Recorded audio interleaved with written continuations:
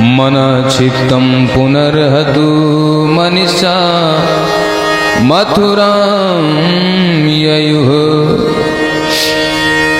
100 वर्ष के बाद ब्रजवासियों का कृष्ण से भेंट होता है। वसुदेव जी महाराज यज्ञ करते हैं। यशोदा मैया आकर के बैठते हैं गोपाल के बगल में, अपने गोपाल के सिर पे हाथ रखते हैं। अरे कन्हैया लाला बड़ो है गयो है, मेरी याद नहीं आती तुम्हें? अरे मैया तुमसे दूर कहाँ हूं मैं? याद तो उसको किया जाता है जो दूर होता है, जो हमेशा दिल में बैठा हुआ है उसको क्या याद करें?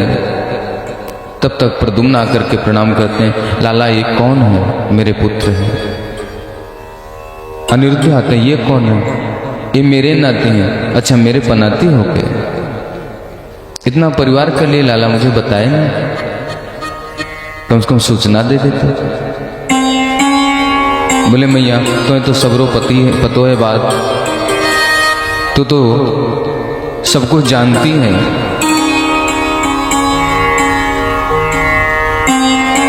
राधा रानी मिलती है केशव, आप परसों का वादा करके गए, वर्षों बिता दिए, आए नहीं। बोले राधे जो कार्य था, जो लीला था उसको मैं संपन्न कर रहा था, आप मुझसे दूर कहाँ हो? 100 वर्ष बाद सब मिले ब्रजवासी, फिर लौट करके जाने लगे। सबके नेत्रों में आंसू है। प्रेम क्या होता है? किसी ब्रजवासी ने नहीं कहा कि गोविंद आप लौट करके चलो। गोविंद के चरणों से भी प्रणाम करते हैं और कहते हैं केशव आप मेरे साथ रहो या न रहो फर्क नहीं पड़ता, एक कृपा कर देना, आप कभी हमसे रूठना नहीं, मुझसे नाराज मत हो जाना। आप यदि रूठ गए तो हम घुट घुट के मरेंगे, घुट घुट के मरना मुझे पसंद नहीं केशव। यदि मारना होता, मारना यदि होगा आपको तो एक बार मार देना, एक बार में ही समाप्त कर देना, लेकिन नाराज होकर के दूर मत हो जाना, रूठ मत जाना, आपको ये मेरी कसम है। माँ यशोदा मन ही मन तो प्रणाम कर दी गोविंद को, क्योंकि जानती भगवान, लेकिन एक वात्सल्य प्रेम के कारण कहती हैं लाला परसों वादा किया, बरसों दर्शन, बरसों दिन बाद दर्शन मिला, हम मैं जा रहा हूं ब्रज को, अब कब दर्शन होगा? कन्हैया ने कहा मियां मैं तो सबके दिल में समाया हुआ हूं, कण कण में हूं, और एक मां अपने बच्चे से कब दूर हो गई? मां तो हमेशा बच्चे के पास होती है, आप मुझसे दूर नहीं हो, आप मेरी मां हो, आपका मुझे हमेशा आशीर्वाद चाहिए। फिर यशोदा मैया कहती लाला मुझे दासी समझ के क्षमा कर देना, मैंने तुम्हें बहुत डांटा है, मारा है। कन्हैया गले से लगाते हैं मां आप ही तो मेरी मां है, आपने पाल पोस करके बड़ा किया मुझे, आपका ही मैं बेटा हूं, मैं भगवान नहीं हूं, दुनिया के लिए भगवान हूंगा, आपका तो लाला हूं।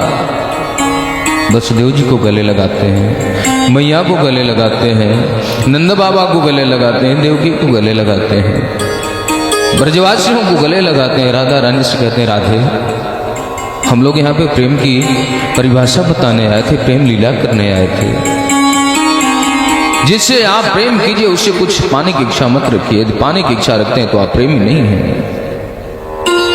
अपने धाम को हम लोग चलेंगे। कन्हैया ने सबको विदा किया। सुखदेव जी महाराज कहते हैं भगवान भोलेनाथ की जो भी पूजा करता है उसको भगवान भोलेनाथ परमात्मा राम जी की तरफ मोड़ देते हैं। चाहे कोई भी हो, भगवान का भक्त ही क्यों न हो,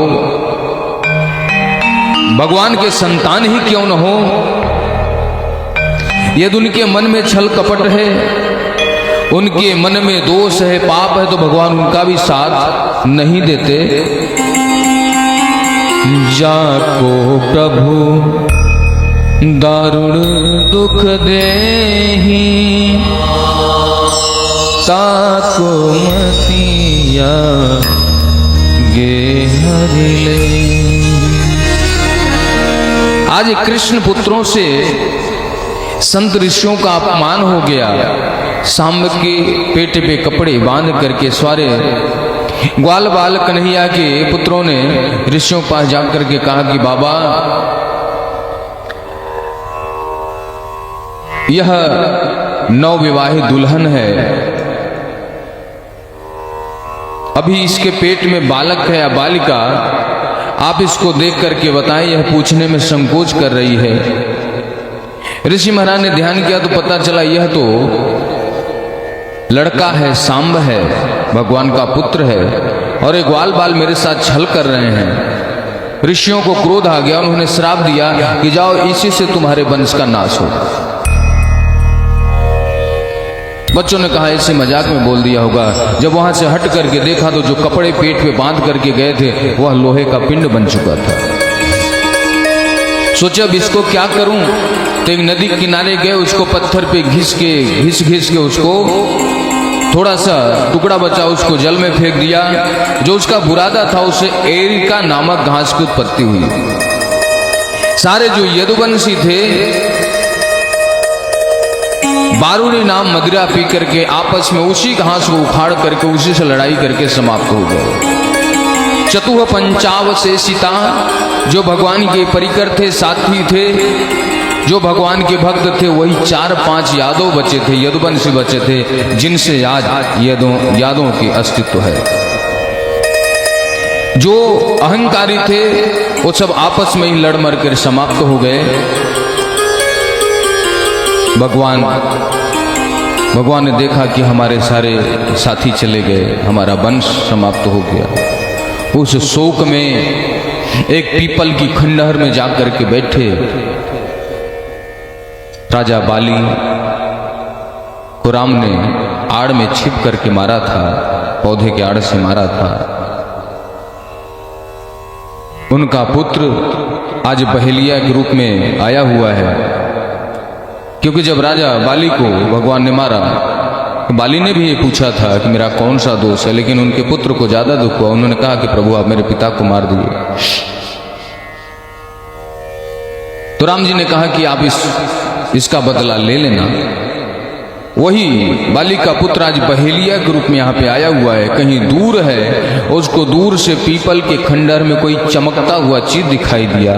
भगवान के चरणार बिंद चमक रहे थे। तलुआ बोलते हैं, पैर के नीचे जो भाग होता है, तालु, वह चमक रहा था। उसने दूर से ही बाण का संधान किया और बाण छोड़ दिया। वह बाण जाकर के गोविंद के चरणों में लग गया। अपार दुख हुआ, अपार पीड़ा हुई, कराहने लगे। अर्जुन दौड़ करके आए। क्या हुआ केशव, किसने मारा आपको बाण, आप बताइए, उसको मैं सजा दूंगा। बोले नहीं, ये मेरे कर्म का फल है। कोई भी हो, चाहे देवता ही क्यों न हो, यदि उन्होंने अपराध किया तो दंड तो भोगना पड़ेगा। बैली आकर के पैरों में गिड़गिड़ाने लगा, महाराज मुझसे गलती हो गई, अपराध हो गया। बोले बेटा तू बहेलिया नहीं है, तू अपने पिता का बदला लेने आया है। तू तो मेरे धाम को जाएगा, स्वर्ग को जाएगा। उस बहेलिए को भगवान ने स्वर्ग में भेज दिया। दारू के कंधे पे हाथ रख करके कहते हैं कि मैं अब अपने धाम को जा रहा हूं। दारू कहते हैं प्रभु मेरे कंधे पे हाथ रख करके कौन उतरेगा रथ से, अब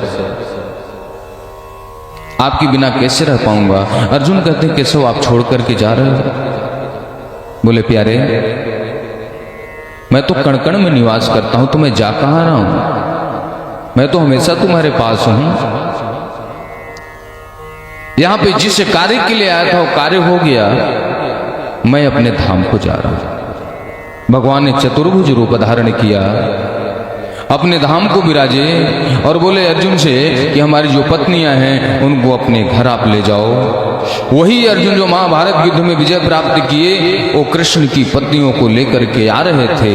रास्ते में एक बहेलिया आया, साधारण सा बहेलिया, अर्जुन को युद्ध में परास्त कर दिया और उन पत्नियों को अपने साथ ले गया। वो बहेलिया कोई और नहीं था, भगवान गोविंद ही थे। एक बार अर्जुन को घमंड हो गया, अहंकार हो गया कि कोई एक ब्राह्मण गया, बोले महाराज हमारे पुत्रों की रक्षा करो। कृष्ण नहीं कर पाए, बलराम जी नहीं कर पाए, प्रद्युम्न जी नहीं कर पाए, अनिरुद्ध जी नहीं कर पाए। तो अर्जुन ने कहा आप चिंता नहीं कीजिए ब्राह्मण देवता, मैं कृष्ण बलराम प्रद्युम्न अनिरुद्ध नहीं हूँ। अहम्बा अर्जुनो गांडीव धनुर्धर, मैं गांडीवधारी धनुर्धर हूँ, आपके बालकों की मैं रक्षा करूँ। अहंकार हो गया। तो कन्हैया ने बताना चाहा कि अर्जुन मेरे बिना तेरा धनुष भी किसी काम का नहीं है। सारे युद्ध में जो परास्त कर दिया, आज एक बहेलिए से हार गया, क्योंकि भगवान के बिना कुछ संभव नहीं है। सुखदेव जी महाराज भागवत के अंतिम उपदेश का वर्णन करते हैं। दत्तात्रेय जी ने गुरु बनाए, 24 गुरु। कोई जरूरी नहीं कि कोई आपका कान फूकने वाला हो तभी गुरु बनाया जाए, तभी गुरु माना जाए। एक नहीं, ऐसे 50 प्रमाण मिल जाएंगे जो किसी ने गुरु नहीं बनाया लेकिन सीधे भगवान के धाम को गए। कोई सुना देता है कि नारद जी गए तो उनको कहा गया, कथा सुनाते हैं लोग, बहुत सारे लोग सुनाते हैं, और ज्यादातर वो सुनाते हैं जिनकी इच्छा रहती कि लोग हमें गुरु बनाए, क्योंकि उनका व्यापार बढ़ेगा,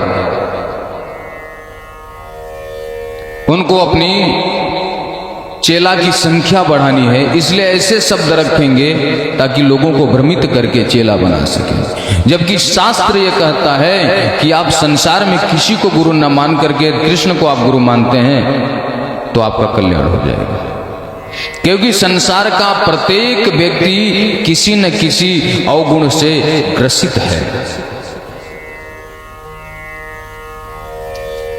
और गुरु वह होता है जो किसी अवगुण से ग्रसित न हो। इसलिए यदि सच्चा गुरु कोई नहीं मिल रहा है तो आप कृष्ण